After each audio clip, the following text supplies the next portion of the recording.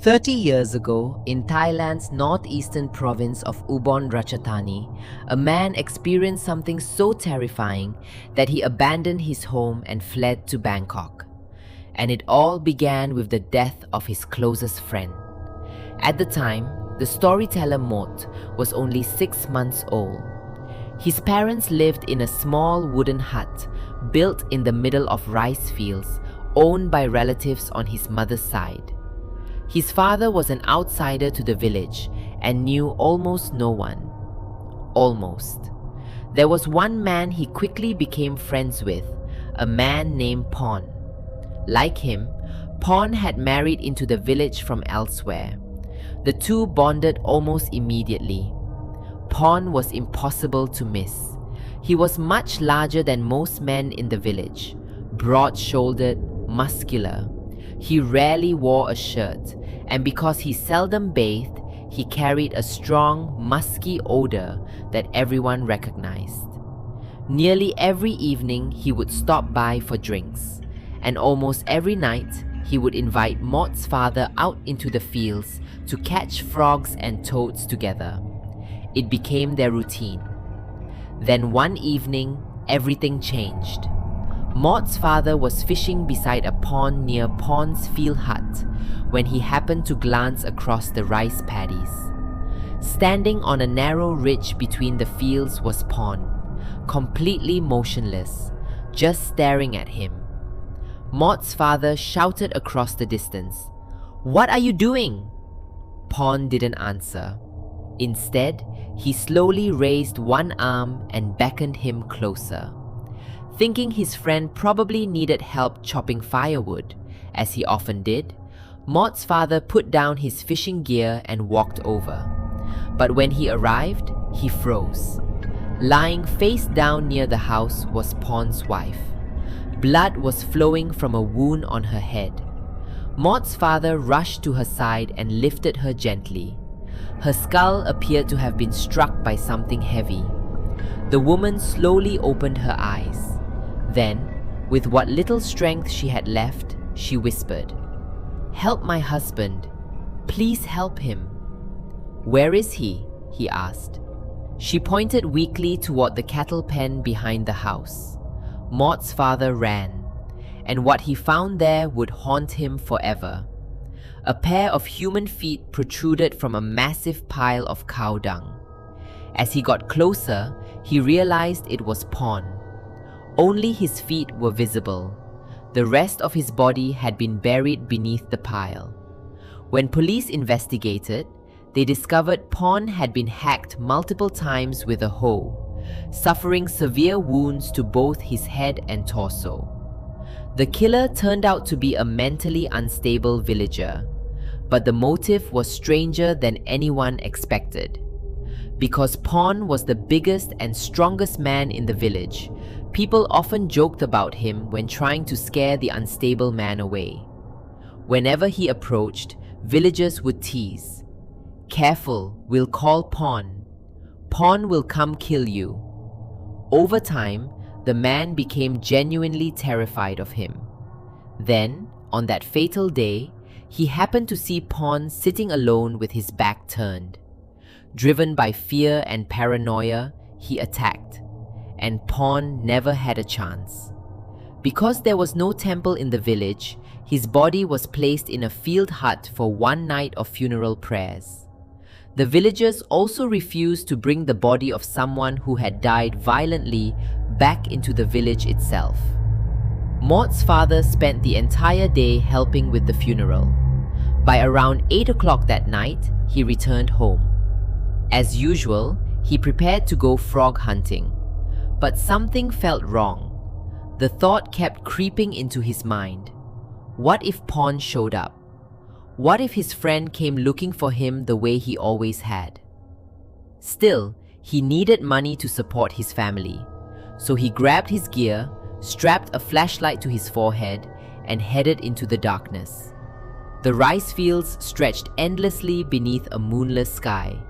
He walked alone, searching, listening. Then suddenly, he smelled it. That familiar odor. that same musky scent that had always clung to Porn's body. His entire body tensed. The hairs on his arms stood upright.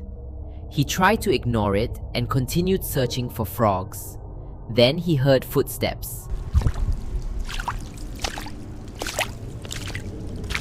Walking through the rice behind him. The smell grew stronger, much stronger. He spun around. In the dim glow of moonlight, he saw a figure standing roughly 10 meters away, motionless, watching him. It was Porn. A frog-catching basket hung from his shoulder, exactly as it always had. Maud's father felt every hair on his head stand straight up. Without thinking, he leaped into the rice field and ran. The stalks were nearly as tall as his shoulders. He crashed through them blindly, heading for home. But behind him, the footsteps accelerated. Something was running after him. Terrified, he looked back and nearly lost his mind. A large, dark figure was charging through the rice fields directly behind him. Close enough that he could smell that foul odor. Close enough that he knew it was real. He screamed, dropped everything he was carrying, stumbled over ridges and nearly fell face first into the mud, then finally reached his hut. He scrambled up the ladder, dove inside and hid beneath his mosquito net, shaking uncontrollably. His wife lay beside their infant son. She didn't ask what happened. She seemed to already know. The next morning, villagers moved Porn's body to the cemetery. Maud's father told everyone what he had seen. No one believed him, not a single person. Before burial, the coffin was opened so relatives could wash the deceased's face with coconut water. The moment the lid was lifted, everyone went silent. Porn's feet were covered in fresh mud, as if he had been walking. That night, Maud's mother and baby Maud went to stay with his grandfather inside the village.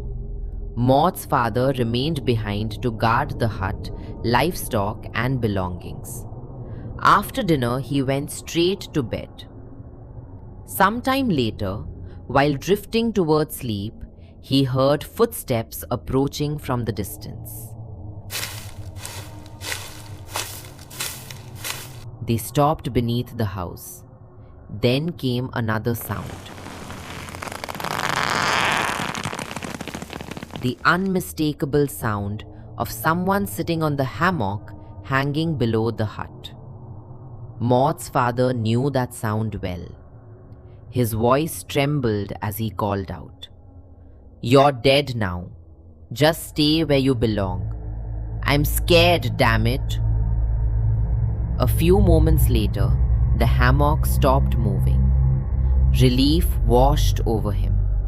For only a second. Because a familiar voice suddenly called from beneath the house. "Want to go catch frogs?" His blood ran cold. He grabbed the bottle of liquor beside him and drank.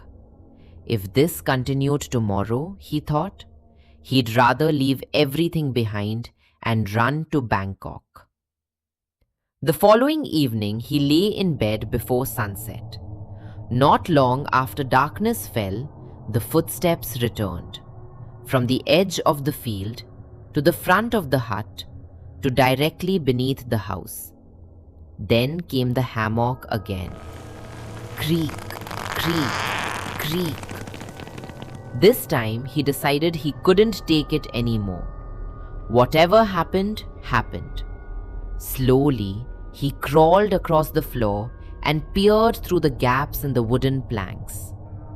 What he saw made his stomach turn.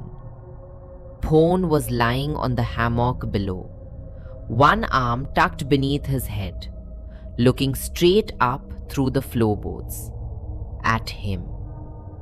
His skin was far darker than before, almost black, like flesh already beginning to rot. The smell was overwhelming. It seeped through the cracks in the floor and filled the room. Maud's father recoiled and stumbled backward. Then he heard Pone's voice, louder than before, filled with sadness, filled with hurt. "Are you disgusted by me because I'm dead?" Maud's father curled beneath his blanket, trembling, praying, reciting every prayer he could remember. Eventually, the voice faded. The silence returned.